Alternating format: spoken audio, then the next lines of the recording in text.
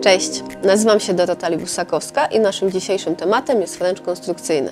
Ale czym tak naprawdę jest French konstrukcyjny? To może być art French, color French, twist French, może jedno, może drugie, może trzecie. Tak naprawdę wszystko zależy od Waszej fantazji, a myślę, że tego akurat Wam nie brakuje. French konstrukcyjny powraca nieustannie jak bumerang na salony, ale nie zawsze w takiej samej formie. Dzisiaj ja pokażę Wam jedną z odsłon Frencha konstrukcyjnego. Mam nadzieję, że się Wam spodoba. To co, zaczynamy? Stylizację zaczynamy od antyseptyki dłoni swoich i klientki. Następnie wykonałam tutaj manikir frezarkowy. Tutaj nasza modelka nie ma dużych skór, tak więc opracowałam to tylko jednym frezem i przechodzę do skracania i matowienia płytki. Płytkę matowimy zawsze ruchami do dołu, tak aby nie podnosić blaszek paznokcia do góry. Na przygotowaną już płytkę będę nakładała Nail Prep Standard. Zobaczcie, jak bardzo szybko on odparowuje, jak bardzo ładnie pracuje z płytką paznokcia. Możecie dołożyć jeszcze trochę w celu większego podsuszenia. W kolejnym etapie aplikuję primer Delicato. To jest primer bezkwasowy. Trzecim etapem przygotowania płytki przed stylizacją jest nałożenie bazy. Ja aplikuję tutaj bazę Flexi. Niewielką ilość, taką kropelkę zostawiam na paznokciu i pędzelkiem wcieram. Należy mocno wytrzeć bazę wszędzie, dokładnie z każdej strony, bardzo blisko tutaj wałów okołopaznokciowych, żeby wzmocnić przyczepność naszego materiału do płytki paznokcia. Po wtarciu produktu dajemy rękę do lampy. Teraz będziemy wsuwać szablon. Przymierzam sobie, sprawdzam łożysko paznokcia. Zobaczcie, tutaj na szablonie mamy wszystkie linie pomocnicze do podłożenia szablonu, linie boczne do nacięć, bardzo ładne linie do budowy migdała salonowego. Teraz sobie tutaj tą środkową naklejkę przyklejam pod spodem, pod szablon, równiutko, tak żeby wzmocnić mi całą tą strefę przy paznokciu. Rozdzieram szablon, tak żeby dobrze się go wsuwało. Przymierzam, prostuję palec, wsuwam, podnoszę. Patrzę z obu stron, czy dobrze szablon mi siedzi z każdej strony. Jeżeli tak, to przyklejam go mocno. I równiusieńko zaklejam dolnie uszka. To jest bardzo ważne po to, żeby tunel szedł nam prosto. Przeciągam powietrze równiutko. Sprawdzam, czy szablon dobrze leży. Tutaj patrzę na linie boczne, gdzie będę nacinać. Nożyczkami do szablonów, z bardzo fajnym wygięciem takim bocznym, żeby nie zranić opuszka, robię nacięcia. Tak, żeby uwolnić wały, aby szablon stał jeszcze lepiej, a tunel pod spodem był mocniejszy. Teraz pokażę Wam z każdej strony, jak wygląda dobrze wsunięty szablon. I jeżeli jesteście pewne, że wszystko jest równe, możemy przystępować do stylizacji. Szkielet paznokcia będę wykonywała żelem Indurente, to jest żel Clear o bardzo mocnych właściwościach trzymających kształt. Tutaj chodzi nam o to, żeby tunel się nam nie rozprężał i żebyśmy stworzyły piękną, przeźroczystą końcówkę. Najpierw niewielką ilość żelu, taką kuleczkę jakby groszku, aplikuję na środek, przeciągam do jednej strony, do drugiej strony, sprawdzam, żeby porządnie wszystko było złączone, żeby nie było żadnych uskoków, dziur pomiędzy płytką paznokcia a szablonem i buduję sobie kształt mojego szkieletu.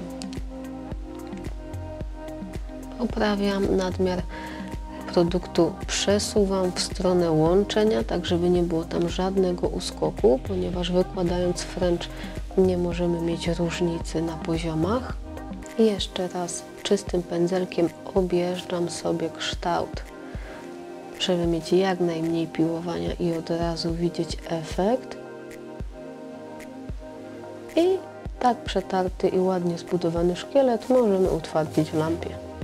Po wyjęciu z lampy będę budowała łożysko nowym żelem z linii Luxury, to będzie Baby Pink, to jest taki półtransparentny cover do budowania zarówno i łożyska niewielkiej długości, jak i całej płytki, całej budowy i stylizacji naszego paznokcia. Najpierw delikatnie sobie przecieram całą płytkę, żeby był poślizg dla żelu. Teraz niewielką kuleczką wykładam ją sobie na środku i zaczynam budowę mojego jajeczka. Doprowadzam żel do jednej strony, do drugiej strony i wyrównuję jego kształt.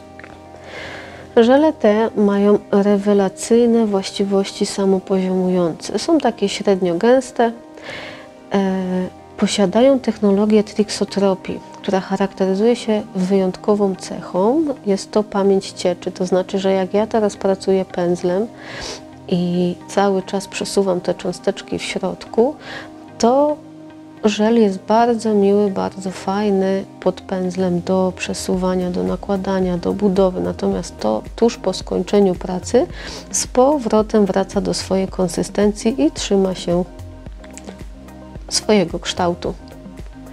Tutaj małym, cienkim pędzelkiem teraz poprawiam sobie moje jajeczko, żeby wszędzie żel mi dojechał ładnie. Szczególnie tam przy wałach, gdzie często Wam go brakuje. Samopoziomowanie się żelu dziewczyny ograniczy ilość ruchów pędzlem, co daje nam skrócony czas piłowania, a to daje nam możliwości zwiększenia ilości klientek lub zwyczajnie przyspieszenia naszej pracy. Żele te nadają się do rekonstrukcji, do uzupełnień, do technik bez piłowania.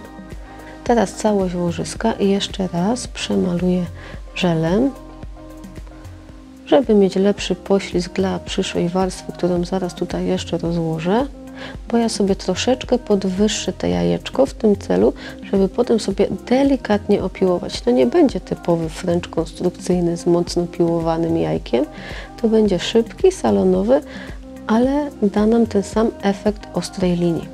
Co mogę Wam jeszcze powiedzieć o żelach z kolekcji Luxury? Żele z kolekcji Luxury posiadają włókna poliamidowe. To oznacza, że żel jest bardzo stabilny, ponieważ dzięki włóknom ma rewelacyjne napięcie powierzchniowe. To znaczy, że do momentu, kiedy pracuje, żel jest miękki i bardziej rzadki, natomiast po skończeniu pracy z powrotem wraca jego gęstość i pięknie wyrównuje się tafla żelu. Wyrównuję żel z góry pędzelkiem. Zobaczcie, przesuwam tylko takie pojedyncze niteczki, a one natychmiast naprężają się na powierzchni, tworząc mi gładką taflę żelu.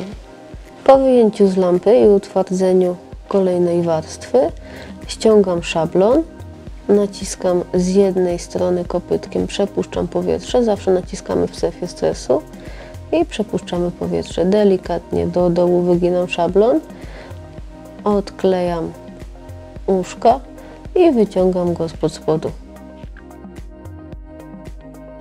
Przecieram cleanerem paznokcie.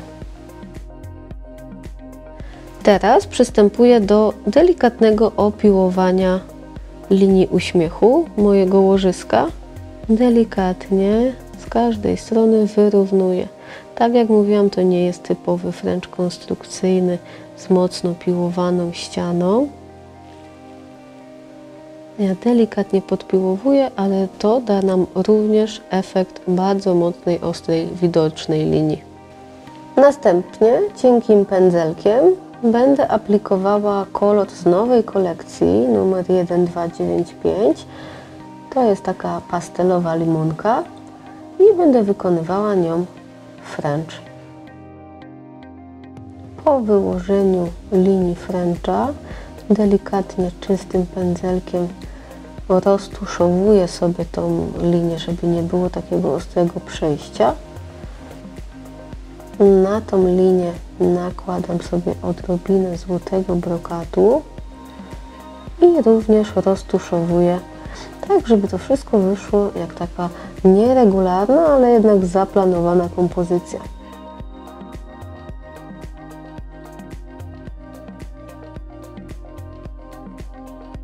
Na moją końcówkę aplikuję jeszcze płatki alu w kolorze złotym i kieruję rękę do lampy. Na końcówkę naszego Frencha wykładamy teraz clear i zalewamy nasze zdobienie.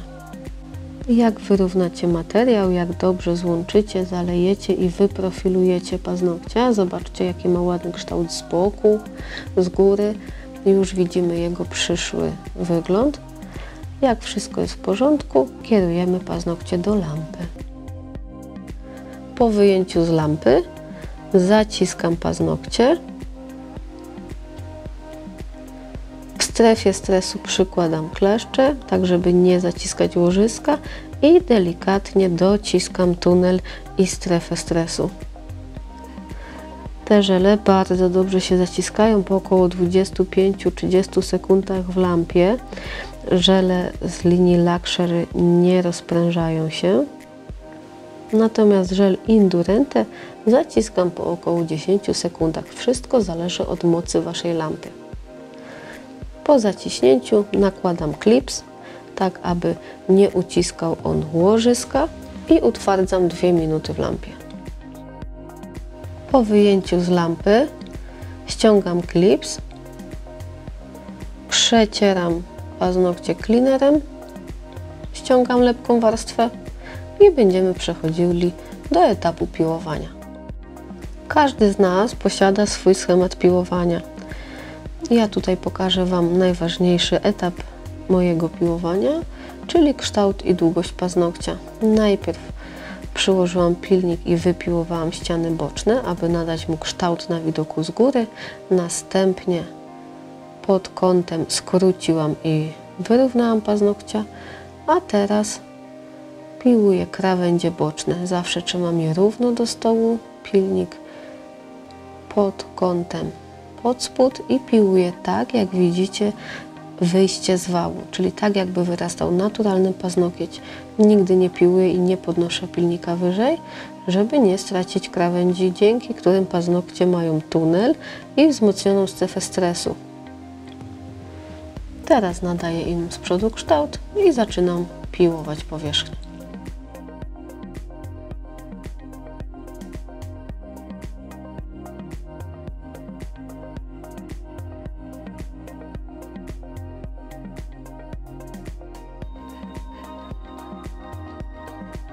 Biorę naszą kostkę do polerowania. Jest bardzo fajna, ponieważ jej brzegi są bardzo miękkie, więc nie da się zranić. I szlifuję mojego paznokcia, żeby wyrównać wszelkie nierówności, które mogły pozostać po piłowaniu. A tak wygląda paznokieć już po opiłowaniu.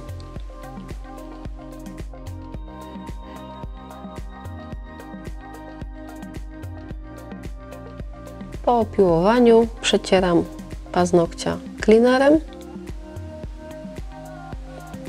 i aplikuję top. Ja tutaj używam Quick Topu. Bardzo lubię ten top ze względu na to, że jest on dosyć rzadki i dzięki temu mogę sobie równiutko, idealnie wejść tutaj w przestrzenie okołopaznokciowe przy wałach. A dzięki temu, że jest rzadki, nie nadaje mi dodatkowej grubości, więc nie robią się takie wzgórki przy krawędziach, tylko idealnie prosta linia. Teraz za pomocą koloru, którym wykonywałam linię Frencha, wykonam zdobienie na moim paznokciu. Ja tutaj wybrałam taki styl, że będę malować sobie muny, półobłączki, obłączki, jak to tam nazywacie. Chodzi o lunulę, która jest u góry przy wale paznokciowym. Wykonam ją hybrydą, a poniżej wykonam sobie półokręgi, również za pomocą naszej hybrydy, którą tutaj wykonywałyśmy zdobienie, i czarną żel pastą.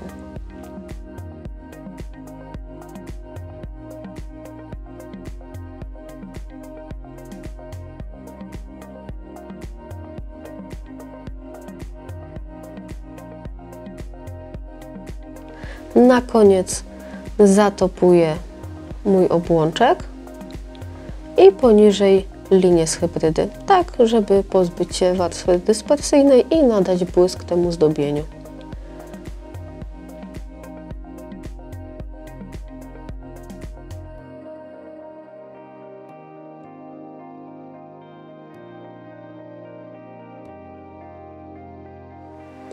Dziewczyny, mam nadzieję, że przybliżyłam Wam budowę fręcza konstrukcyjnego i że Wam się podobało. Po więcej inspiracji zapraszam Was tutaj i do zobaczenia w następnych odcinkach.